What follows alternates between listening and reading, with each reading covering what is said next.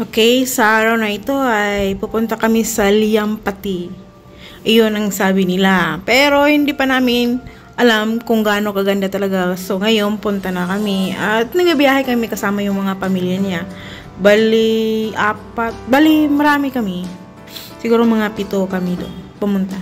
So ngayon dumaan kami dito sa mga bundok-bundok. At saka ang ganda talaga dito sa mga views na mga pinupuntahan namin. Kasama namin yung nanay nila. Ngayon, nandito kami ngayon sa isang checkpoint.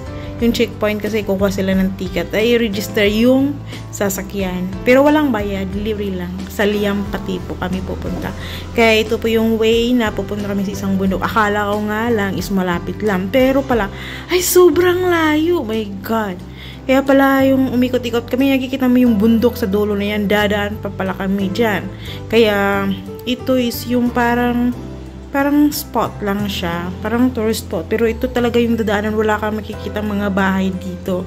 Talagang bundok talaga siya, as in bundok.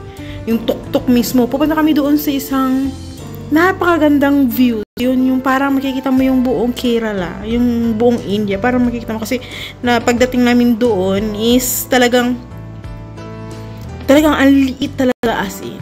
Hindi mo makikita. Yung parang damo lang, parang damo lang siya.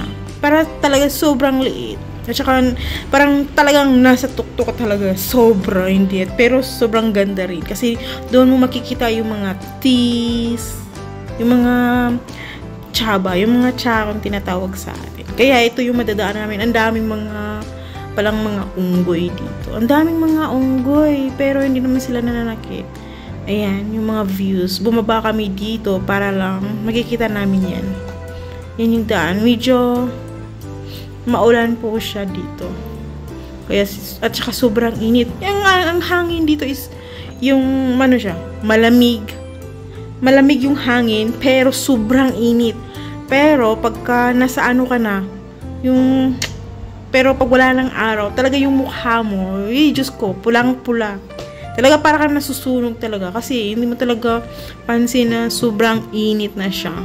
Sobrang init. Kasi nga ang panahon is malamig. Malamig siya. Sobrang lamig ng hangin niya. Tsaka yung mga kasama ko, enjoy sila sa pagtitiking ng mga pictures. Ang dami din mga turista dito. Mga turista, mga iba-ibang mga lahi. Pero makadalasan kasi mga taga ibang bansa. Ayan. Kapag may nakita sila, taga saan ka? Sabi ko, dito lang. Kasi akala nila isa rin akong Indian. Kasi may mga kamukha ko rin na Indian. Yung tawag na yun?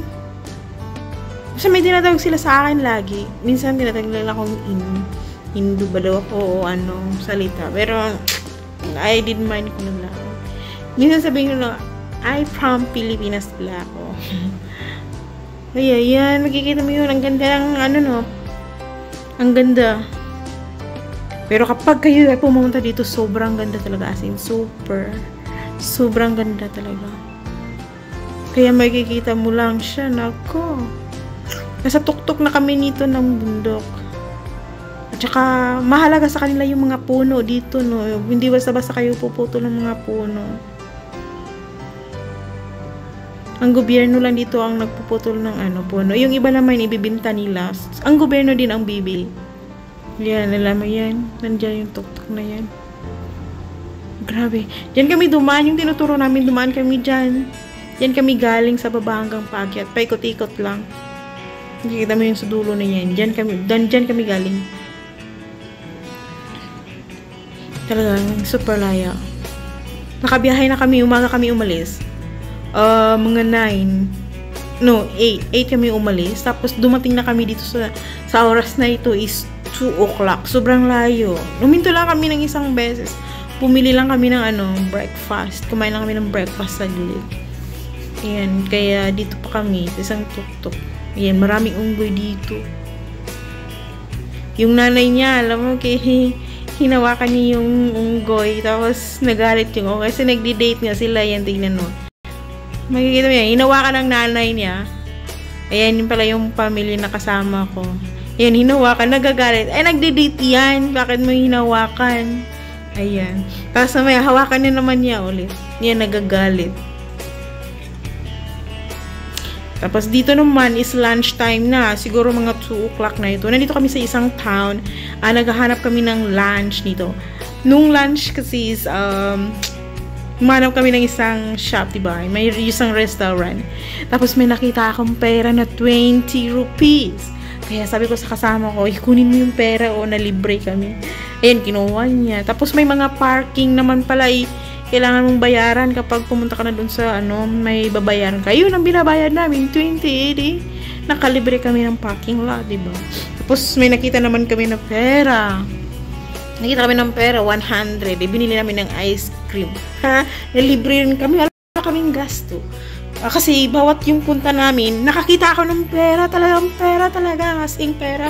Tapos nakita kami nung bumaba kami din doon sa yung breakfast din. Bumaba kami.